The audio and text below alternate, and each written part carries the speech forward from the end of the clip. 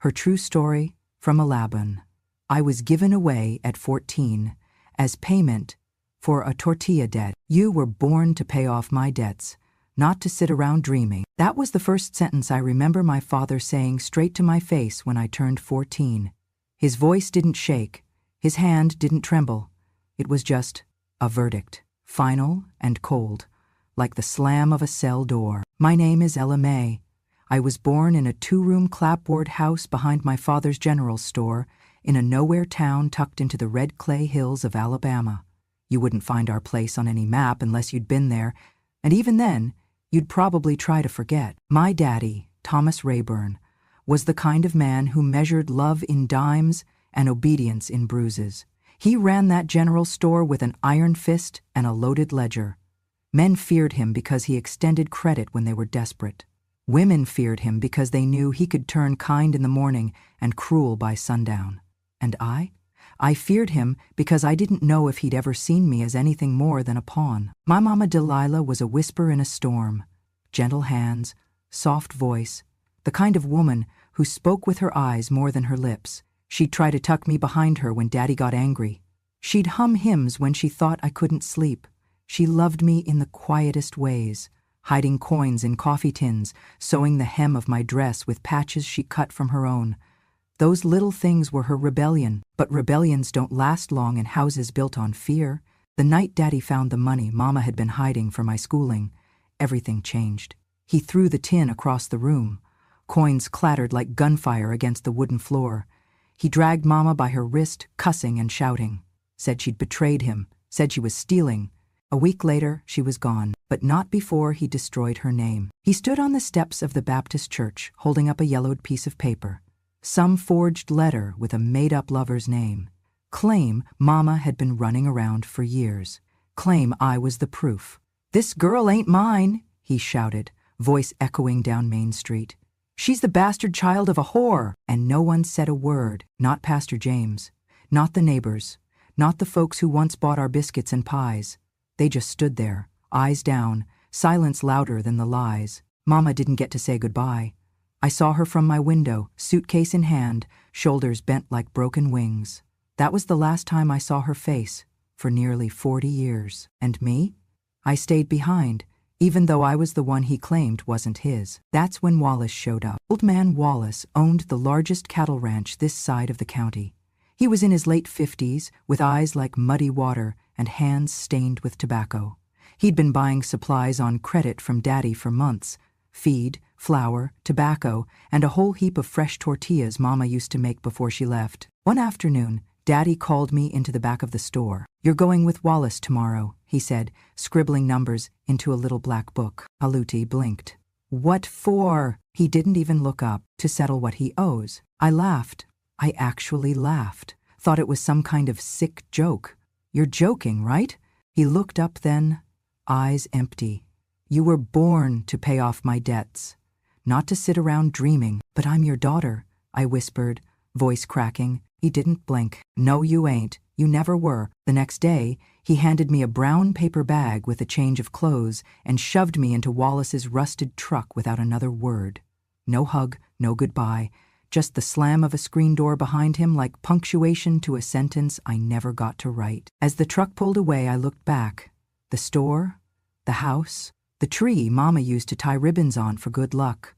All of it disappeared in the rearview mirror. And I remember thinking, not crying, not screaming, just thinking, this is how a girl becomes nothing. But I wasn't nothing, not yet. I still had her voice, Mama's voice, somewhere deep inside, whispering that I was worth more than tortillas and ledger books, that I wasn't a debt to be cleared or a mistake to be hidden. That whisper would save me, just not yet. Not for a long, long while. The road to Wallace's ranch was long, unpaved, and mean, much like the man himself. Dust kicked up behind the truck in thick plumes, coating my throat and stinging my eyes. I didn't speak the whole ride. I didn't have words for what was happening. Wallace didn't look at me, not once. He just chewed on a toothpick and hummed something tuneless, one hand on the wheel, the other resting dangerously close to a hunting knife that hung from his belt. He smelled like sweat and old leather, and every time he shifted gears, my stomach tightened. The ranch sat at the edge of nothing. A clapboard house slouched under the weight of its own roof, and a dozen cows meandered behind rusted fencing. There was no welcome, no smile, just a flick of his head toward the back door. "You sleep in the pantry," he grunted, and that was that. No marriage, no ceremony, no signature. Just a deal between two men, my father and Wallace, settled over a handshake and unpaid tortillas. I wasn't a bride. I wasn't even a servant. I was a body, a trade. The pantry smelled of onions and mold. There was a cot, barely big enough for a child, and a moth-eaten blanket that didn't reach my toes. The first night, I lay still, heart racing, listening to the sound of cows lowing outside the thin walls. But it wasn't the cows that scared me. It was the footsteps. Every creak on the old wood floor sounded like doom. Every rustle made me flinch. And then they came, heavy, measured steps that stopped just outside the pantry door. A long pause, then a retreat. The first night, he didn't enter. The second, he did. I won't write down what happened. I don't want to remember. But I will tell you what I felt. Not pain, though there was plenty. Not even fear, though that never left me. I felt shame, deep and sudden, like I'd somehow earned this. Like being given away meant I had agreed. He never spoke during, never looked me in the eye. When it was over, he'd toss an old shirt on my cot and say, "Clean up, don't bleed on the floor." And every night after that it was the same. By the end of the first week, I stopped crying. By the end of the second, I stopped counting. He never let me outside the fence line, never let me write letters. But one day, I found a brown paper package tucked under my cot. It smelled faintly of lavender soap. Mama's soap. Inside were a pair of soft, hand-sewn cloth shoes. They were too big, like she'd made them for a girl who could still grow into something. And wrapped around the shoes was a letter, folded once, written in faded ink. "My darling Ella, I don't know where they've taken you. I beg them to let me find you. But Thomas is a liar, and this town is full of men who believe liars more than mothers. Don't believe them when they say, 'You're not mine. I carried you through fire to bring you into this world. You are mine. You deserve more than this. You deserve love.'" Mama, I held that letter to my chest like a lifeline, read it every night before I closed my eyes. Not because it made things easier, but because it reminded me. Someone knew I existed.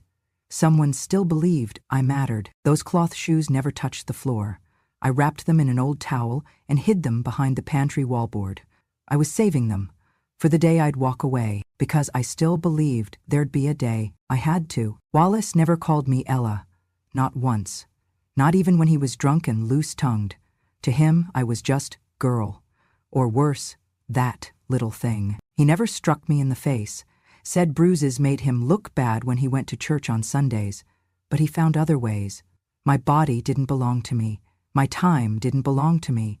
My name didn't belong to me. He'd leave before the sun rose and bark, "Have the coffee hot and the eggs runny when I get back." I cooked, I cleaned. I milked cows and shoveled manure. I washed his filthy clothes in a tin basin behind the house until my knuckles bled raw.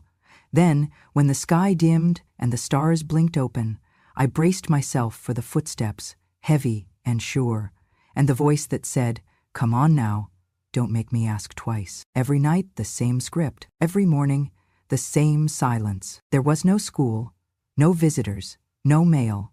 No neighbors dared question what Wallace was doing with a 14-year-old wife who never spoke and never smiled. In town, he told folks I was a poor orphan from Georgia, a distant cousin, a gift from the Lord after losing his real wife.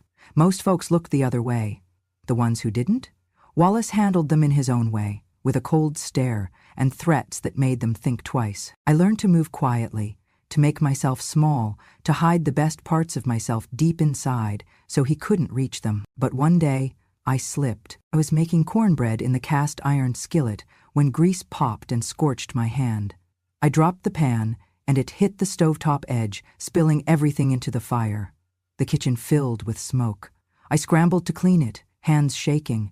When Wallace got home, he didn't ask questions. He grabbed me by the arm, dragged me out back, and shoved me into the chicken coop. "Maybe you'll learn to keep your head straight when you sleep with the hens," he spat, slamming the door. It was mid-January. I curled up in the straw, freezing, trying not to cry loud enough for him to hear. The hens clucked nervously around me, my breath puffed in white clouds, my fingers turned stiff, and that night something cracked inside me. It wasn't my spirit, not yet, but it was the illusion that I couldn't change anything, that I had to accept this life. I wasn't a wife, I wasn't a servant. I was a slave in a borrowed name, and I was going to get out. The next morning, he let me out without a word. I walked straight to the pantry, pulled out the shoes Mama had sewn, and ran my fingers over the stitching. Then I put them back. Not yet, but soon. That day, I began paying attention. Which roads were most traveled? Which nights he drank more? Where he kept the keys?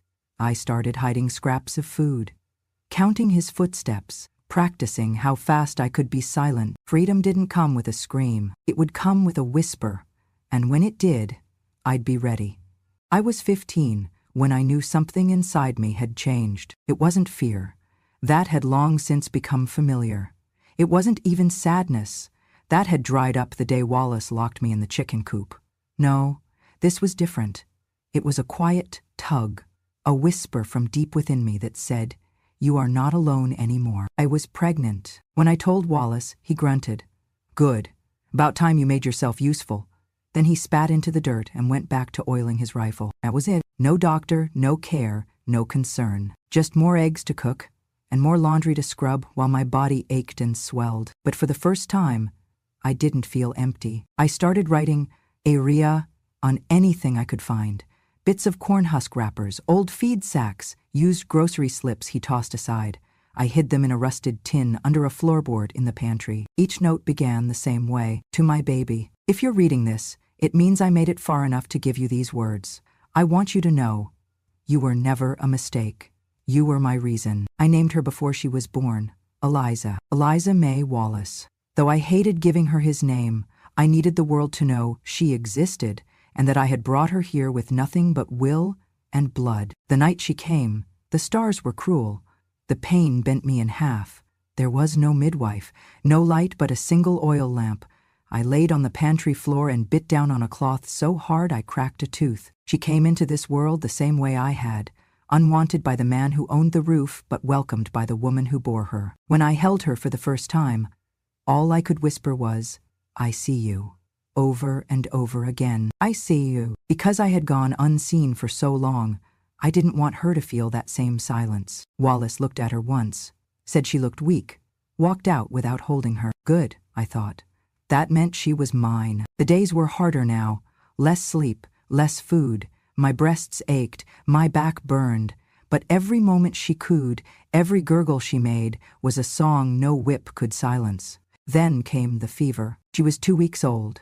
Her skin turned hot as coal. She wouldn't cry, only whimpered like a kitten too small to fight.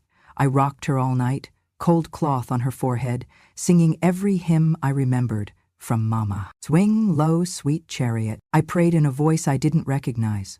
Not loud, not desperate, just steady, like I was willing the world not to take her. That was the first night I realized something. I didn't want to die anymore, because now I had someone to live for, Eliza. And I swore, whatever this world tried to do to me, it would never do to her. She would never sleep in a chicken coop. She would never learn to shrink. She would never believe she was a debt to be paid. And I, his little thing, his girl, his nobody, I would become the wall between her and the storm, even if it broke me. It happened on a Sunday afternoon, the kind where the sky goes quiet and even the cows seem to know something's wrong. Wallace was in one of his moods. I'd forgotten to fetch the tobacco he liked. He slapped the back of my head so hard I saw stars. Eliza, now almost a year old, clung to my skirt and screamed. That seemed to rile him even more. He grabbed my arm, yanked me toward the porch steps. "You're useless," he spat, raising his hand again. But it never landed. His eyes rolled back mid-sentence. His legs buckled, and just like that, the devil dropped. Right there on the porch, half leaning against the old wooden rail, he collapsed with a thud that shook the floorboards. I froze, waiting for him to move, for the growl, the grip. But there was only silence. The chickens fluttered in the distance, but the house went still. He was dead, a stroke, they would later say. Sudden. I didn't cry. I just sat beside Eliza on the pantry floor that night and whispered, He can't hurt us anymore. But freedom didn't come with his death. 3 days later, his sons came. 3 men, tall like their father, but with colder eyes. They came with papers, deeds. A lawyer in a brown suit who never looked me in the face. The land was never in your name, he said, like I was a guest who'd overstayed. But I lived here. I cooked, I cleaned, I raised. You were never legally married, one son interrupted. There's no record of you at all. They gave me 1 day. I packed what I could, an old shawl, a jar of cornmeal, the tin with Mama's letters and Eliza's birth scrap. I tied Eliza to my back with a feed sack I'd torn into cloth. As I walked away, the house didn't look like a prison anymore. It looked hollow, like something terrible had died with Wallace, and something tired had stayed behind. I didn't know where I was going. I just knew it wasn't back. Every step down that dirt road was a fight against the wind. My shoes, Mama's shoes, were torn and soft, but they still held, just like me. I was 20 years old, but I felt 100, yet for the first time in years, I didn't flinch when someone passed by, because I wasn't walking away from punishment. I was walking towards something.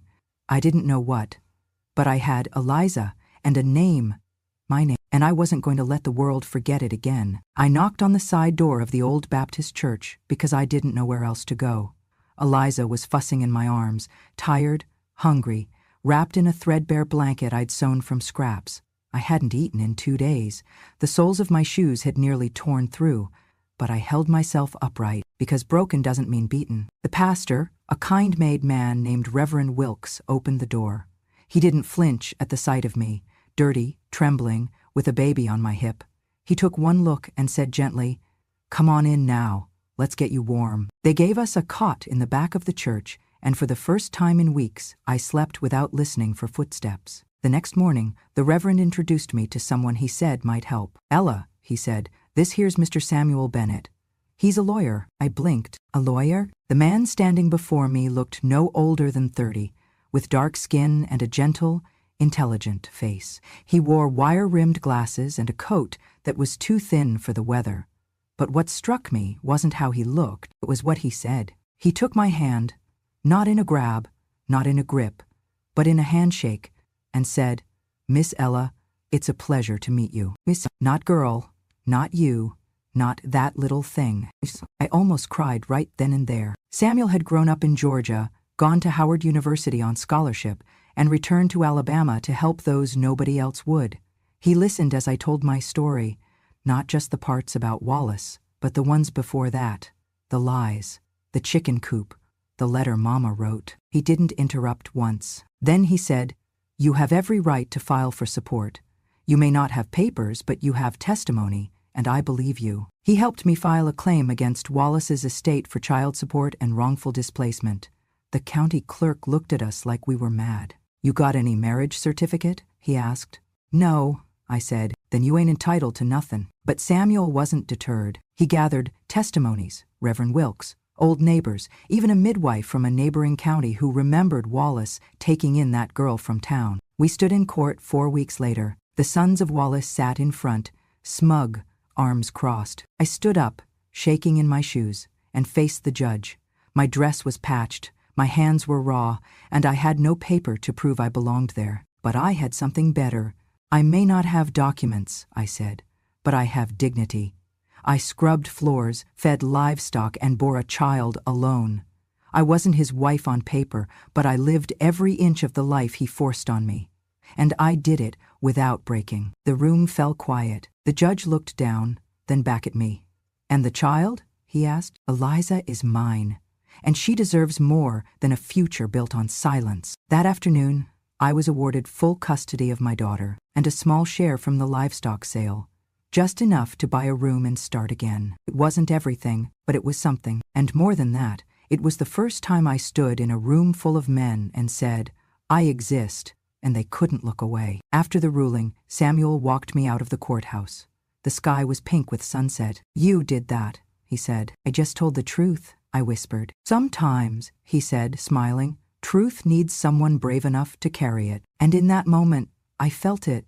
Not freedom entirely, but its first breath. It had been nearly a decade since I last heard his name, Thomas, but it came back like a cough in the throat. Sudden, sour, hard to swallow. He walked into our shop one morning with that same smug face, though the years hadn't been kind. Thinner now, grayer. But his eyes? Those didn't age, cold and calculating as ever. He didn't greet me, just stood with his hands clasped behind his back and said, "I heard you made something of yourself." I didn't answer. Samuel stepped forward, calm but watchful. Thomas cleared his throat. I'd come to settle things. For the family name, I laughed, dry and bitter. Family? He ignored it. Folks are talking.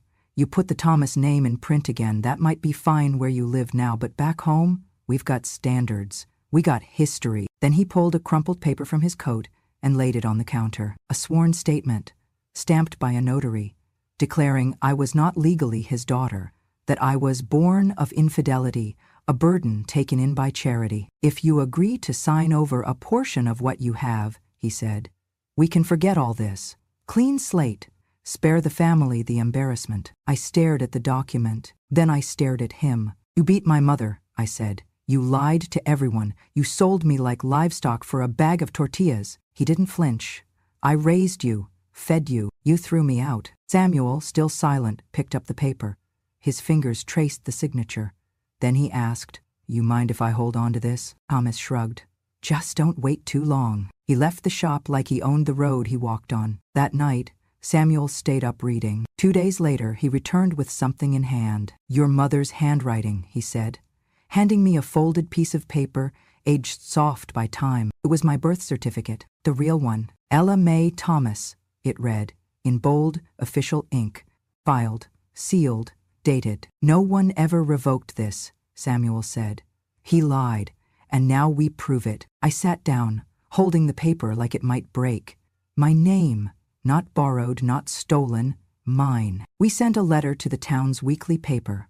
I wrote every word myself. I told them what Thomas did, how he sold me, lied about my birth, beat my mother, forged a letter to brand her a harlot so he could chase another woman's fortune. I signed it. Ella Mae Thomas, daughter, mother, survivor. The paper ran the story front and center the following week. The town exploded. Calls came from women who remembered my mama, Delilah with her soft voice and kind eyes.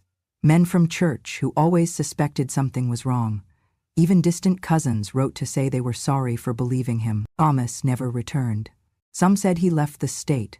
Others said he took sick from shame. I didn't care, because I didn't strike back with fists. I struck with truth, and the whole town heard it echo. It was still dark when we left, the kind of darkness that holds its breath, when even the trees seemed to lean in and listen. Not a dog barked, not a rooster crowed. The world felt paused, as if waiting to see if we'd really go through with it. The bus pulled into the dusty station at 4:07 a.m. Only 3 passengers boarded that morning, me, Samuel, and Eliza. Wrapped in a quilt, cradled in my arms, her breath warm against my neck. We had one old wooden suitcase between us, tied shut with string. It held a few dresses, 2 jars of jam, a comb Mama had once polished my hair with, and a tin of old letters that had kept me breathing when I wanted to disappear. Everything else we left behind. Samuel paid the fare and helped me up the steps. He didn't say much. He didn't need to. The quiet between us wasn't fear. It was peace. We sat near the back.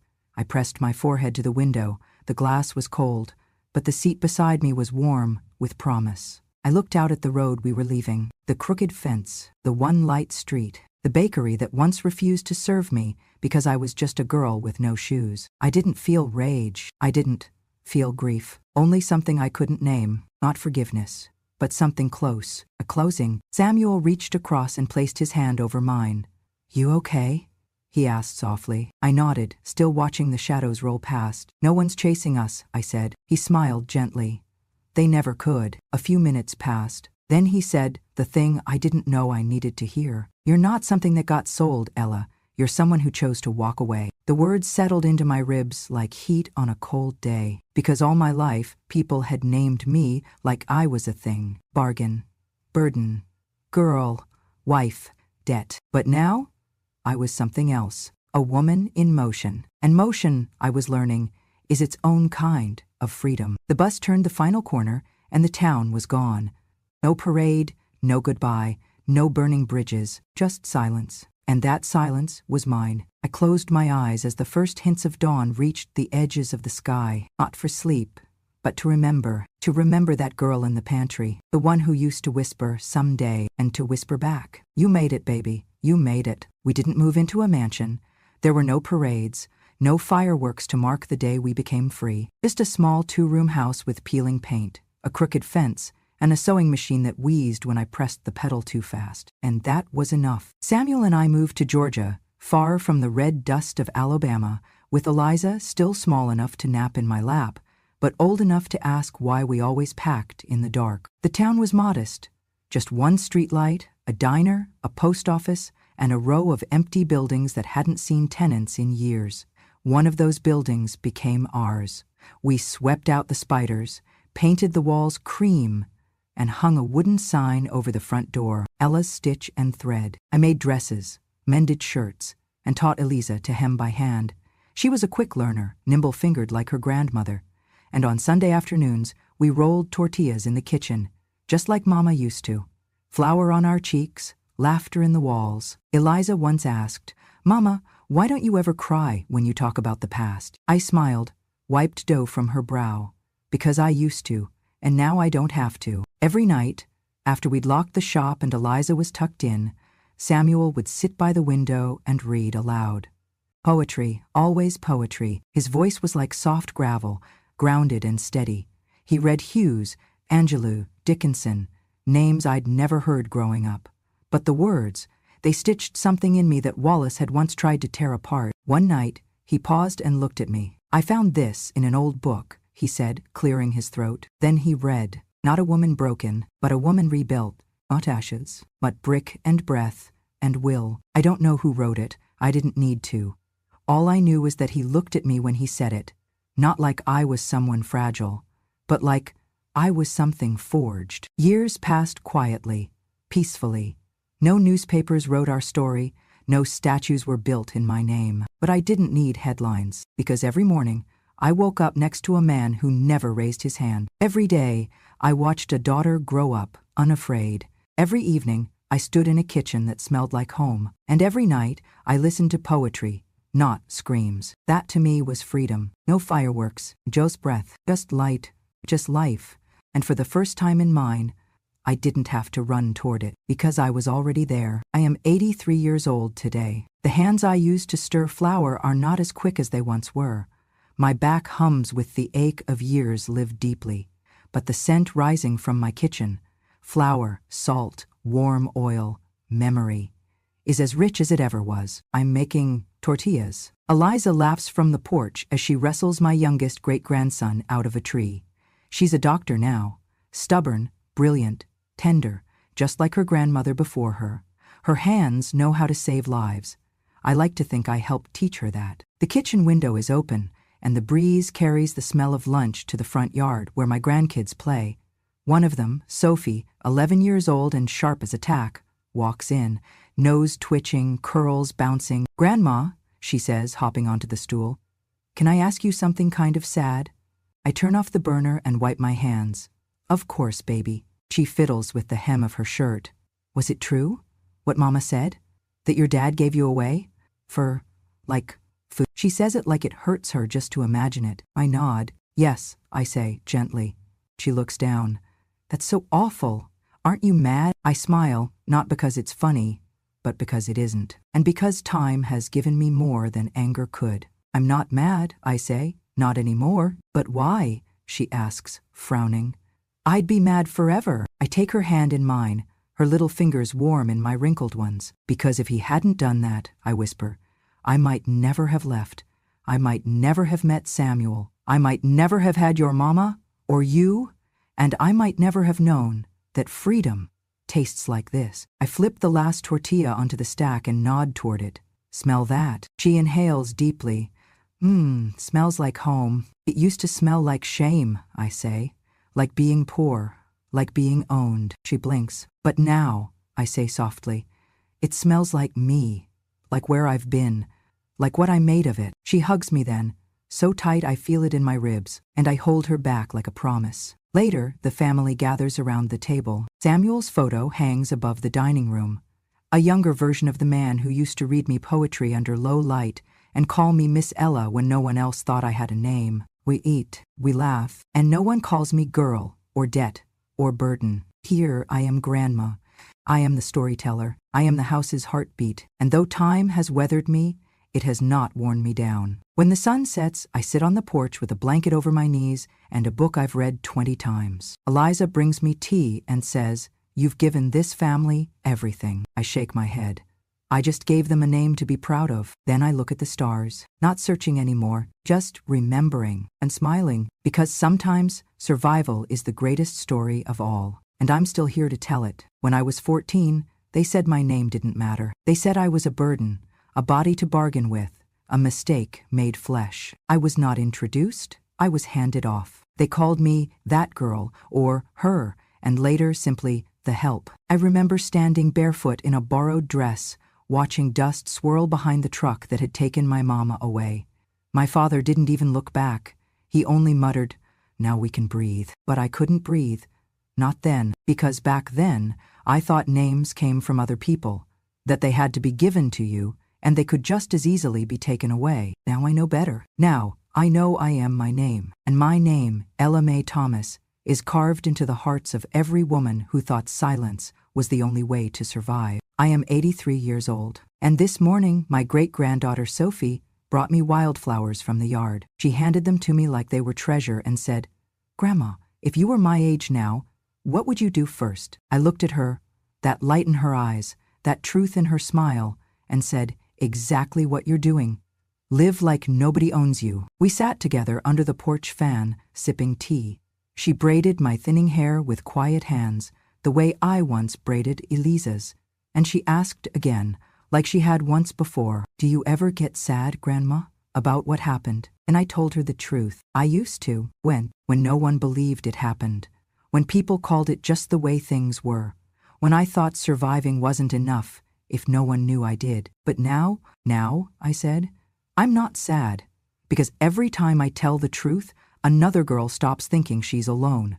The stories I once buried in silence have become the soil my family grows in. Eliza, my daughter, my fiercest pride, is a doctor now. She runs a clinic for women who can't always pay, but always deserve care. Her hands are steady. Her voice is strong. She doesn't flinch when someone cries. I know that's because she watched me cry, and she saw that tears never made me weak. She keeps a framed photograph of Samuel on her desk. She says he taught her what love looks like when it's quiet, but fierce. And Samuel, oh how I miss that man. He never once asked for my past to be anything but mine. He used to leave notes in the pockets of my dresses, sometimes just a heart drawn in blue ink, sometimes just 2 words, "You matter." After he passed, I found an entire notebook he'd been filling over the years. Poems he wrote for me. Most were simple. Some were barely legible. But one I keep, folded in my wallet. She was not spared. She was not saved. But she walked out, so others could be brave. I read it when I need to remember why I keep speaking. Why I tell this story even now, when my bones are tired and my voice cracks in the wind. Last year, a young woman came to our town. She'd read about me in a local paper. She knocked on my door with hands shaking and eyes swollen. She said, "I think something like that happened to me, but I don't know how to say it out loud." I invited her in. I made tortillas. I let her sit with the truth, the same way someone once let me. She cried, and I didn't stop her. Because the truth doesn't ruin us. It reveals us, and we are braver than the worst things ever done to us. The town that once whispered behind my back now brings pies to my porch. The local library named their storytelling night after me, Ella Mae Evenings. Kids gather to listen to tales from old women who never got the chance to be loud when they were young. We sit in rocking chairs and pass the microphone like a torch. And I remind them, you don't have to shout to be heard, but you do have to speak. I still make tortillas every Sunday. The same kind Mama made before silence swallowed her. The same kind I once rolled, with tears on my cheeks, praying my daughter would never taste that sorrow. Now, when the dough rises in my hands, I don't think of debt. I think of legacy, of what's passed down when the world tries to take everything but your will. My grandsons call me funny names, Grams, La Abuela Loca, Tortilla Queen, and I wear every title with pride Because they are mine. Because they come with love, not shame. When I walk into town, folks tip their hats, not because I'm famous, but because they know I didn't break. And even more, because I never let the world decide what I was worth. If you're reading this now, or hearing it, or feeling something break open inside you, know this. You don't need to be perfect. You don't need to be fearless. You only need to be yours, because the day you stop believing the names they gave you is the day you begin to name yourself. And when that day comes, I hope you remember me, the girl they tried to sell, who became the woman no one could buy. If you've ever been labeled, sold short, or called names that weren't yours, know this: you are not a debt. Subscribe to Grandma True Stories, where voices like Ella Mae's are no longer silenced. We don't speak to reclaim justice, we speak to declare. We survived, and we still have stories to tell.